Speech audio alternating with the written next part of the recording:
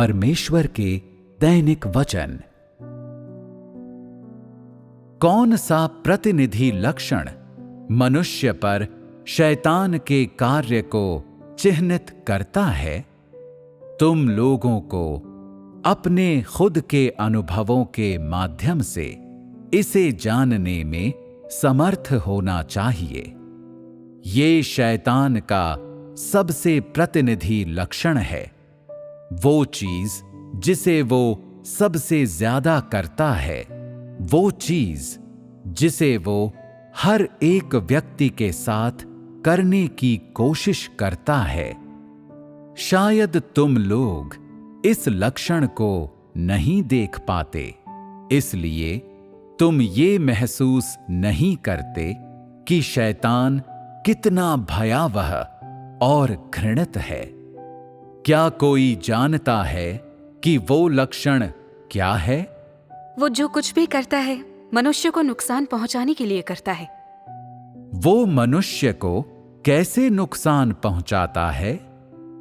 क्या तुम लोग मुझे और अधिक विशेष रूप से और विस्तार से बता सकते हो? वह मनुष्य को बहकाता, फुसलाता और ललचाता है। ये सही है। ये विभिन्न तरीके हैं जिनमें वो लक्षण प्रकट होता है। शैतान मनुष्य को भ्रमित भी करता है, उस पर हमला भी करता है और आरोप भी लगाता है। ये सब अभिव्यक्तियां हैं। और कुछ? वह झूठ बोलता है। धोखा देना और झूठ बोलना शैतान को सबसे ज्यादा स्वाभाविक रूप से आते हैं। वो ऐसा इतनी बार करता है कि झूठ उसके मुंह से इस तरह निकलता है कि इसके लिए उसे सोचने की भी जरूरत नहीं पड़ती। और कुछ? वह कलह के बीज बोता है। ये उतना महत्वपूर्ण नहीं है। अब मैं तुम लोगों को एक ऐसी बात बताऊंगा जो तुम्हारे रोंगटे खड़े कर देगी, लेकिन मैं ऐसा तुम लोगों को डराने के लिए नहीं कर रहा। परमेश्वर मनुष्य पर कार्य करता है और उसे अपने दृष्टिकोण और हृदय दोनों में पोषित करता है। इसके विपरीत क्या शैतान मनुष्य को पोषित करता है?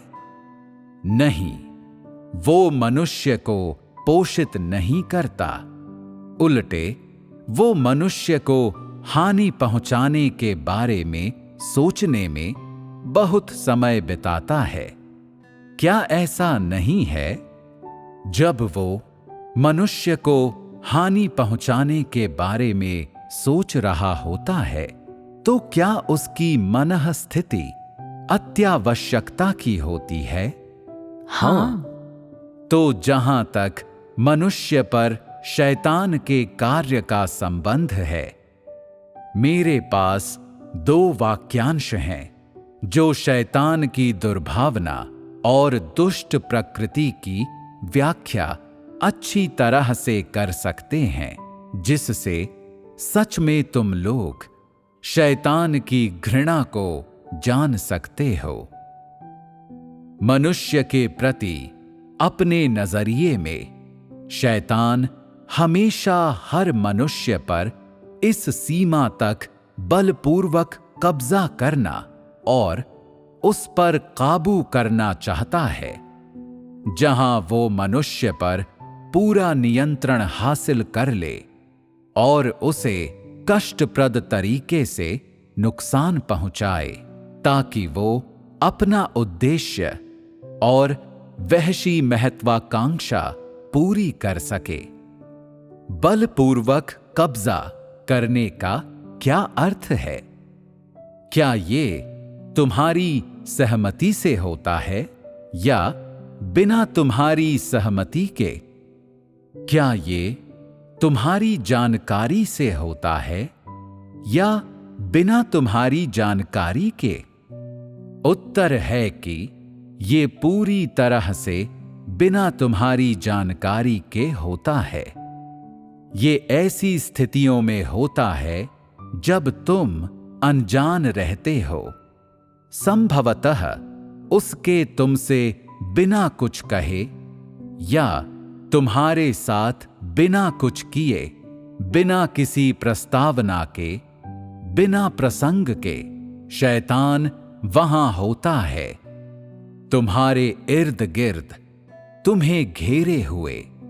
वो तुम्हारा शोषण करने के लिए एक अवसर तलाशता है और फिर बलपूर्वक तुम पर कब्जा कर लेता है, तुम पर काबू कर लेता है और तुम पर पूरा नियंत्रण प्राप्त करने और तुम्हें नुकसान पहुंचाने के अपने उद्देश्य को हासिल कर लेता है।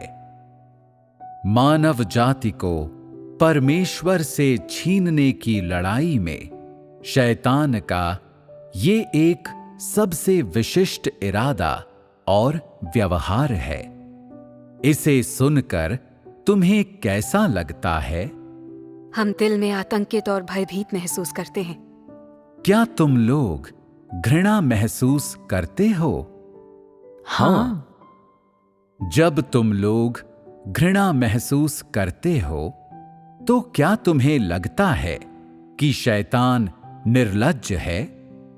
जब तुम्हें लगता है कि शैतान निर्लज्ज है तो क्या तुम अपने आसपास के उन लोगों के प्रति घृणा महसूस करते हो जो हमेशा तुम्हें नियंत्रित करना चाहते हैं, जो हैसियत और हितों के लिए प्रचंड महत्वाकांक्षाएं रखते हैं? हाँ। तो शैतान मनुष्य पर बलपूर्वक कब्जा करने और उसे काबू में करने के लिए कौन से तरीके इस्तेमाल करता है? क्या तुम लोग इस बारे में स्पष्ट हो? जब तुम लोग ये दो शब्द बलपूर्वक कब्जा और काबू सुनते हो तो तुम घृणा महसूस करते हो और तुम्हें इन शब्दों के बारे में बुरा एहसास हो सकता है कि बिना तुम्हारी सहमति या जानकारी के शैतान तुम पर कब्जा करता है, तुम्हें काबू में करता है और भ्रष्ट करता है। तुम्हें अपने हृदय में क्या महसूस होता है? क्या तुम्हें घृणा और नाराजगी का अनुभव होता है? हाँ। जब तुम्हें शैतान के इन तरीकों से घृणा और नाराजगी का अनुभव होता है तो परमेश्वर के लिए किस तरह का एहसास होता है? कृतज्ञता का। तुम्हें बचाने के लिए परमेश्वर के प्रति कृतज्ञता का। तो अब इस क्षण क्या तुम्हारे अंदर ये अभिलाषा या इच्छा है कि परमेश्वर तुम्हें और जो कुछ तुम्हारे पास है वो सब अपने अधिकार में ले ले और उस पर नियंत्रण कर ले? हाँ। किस संदर्भ में तुम ऐसा उत्तर दे रहे हो? क्या तुम इसलिए हां कहते हो क्योंकि तुम्हें शैतान द्वारा खुद पर बलपूर्वक कब्जा किए जाने और काबू में किए जाने का डर है? हाँ। तुम्हारी मानसिकता इस तरह की नहीं होनी चाहिए। ये सही नहीं है। डरो मत, क्योंकि परमेश्वर यहां है। डरने की कोई बात नहीं है। जब तुमने शैतान के बुरे सार को समझ लिया है तो तुम्हारे अंदर परमेश्वर के प्रेम, परमेश्वर के अच्छे इरादों, मनुष्य के लिए परमेश्वर की करुणा और उसकी सहिष्णुता तथा उसके धार्मिक स्वभाव की अधिक सटीक समझ या उन्हें गहराई से संजोने का भाव होना चाहिए।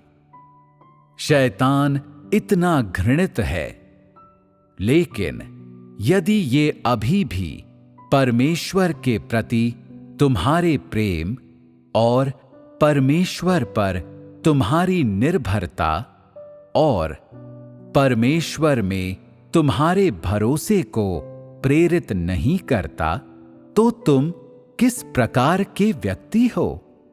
क्या तुम इस प्रकार शैतान द्वारा खुद को नुकसान पहुंचाए जाने के इच्छुक हो? शैतान की दुष्टता और भयंकरता को देखने के बाद हम पलटते हैं और तब परमेश्वर को देखते हैं। क्या परमेश्वर के संबंध में तुम्हारी जानकारी में कुछ बदलाव आया है? क्या हम कह सकते हैं परमेश्वर पवित्र है? क्या हम कह सकते हैं कि परमेश्वर दोष रहित है? परमेश्वर अद्वितीय पवित्रता है। क्या परमेश्वर इस उपाधि पर खरा उतरता है? हाँ। तो इस संसार में और सब चीजों के मध्य क्या केवल स्वयं परमेश्वर ही मनुष्य की परमेश्वर की इस समझ पर खरा नहीं उतरता? क्या कोई और है? नहीं। तो परमेश्वर मनुष्य को वास्तव में क्या देता है? क्या वो केवल तुम्हारे जाने बिना ही तुम्हें थोड़ी देखभाल, परवाह और ध्यान देता है? परमेश्वर ने मनुष्य को क्या दिया है?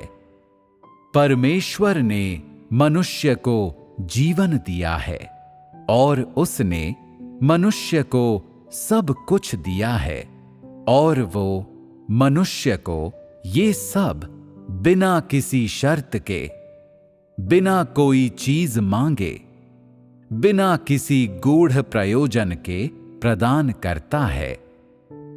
वो मनुष्य की अगुवाई और मार्गदर्शन करने के लिए सत्य, अपने वचनों और अपने जीवन का प्रयोग करते हुए मनुष्य को शैतान के नुकसान से दूर ले जाता है। शैतान के प्रलोभन और बहकावे से दूर ले जाता है, और वो मनुष्य को शैतान का दुष्ट स्वभाव और उसका भयंकर चेहरा दिखाता है। क्या मानव जाति के लिए परमेश्वर का प्रेम और चिंता सच्ची है? क्या तुम सभी लोग इसे अनुभव कर सकते हो? हाँ।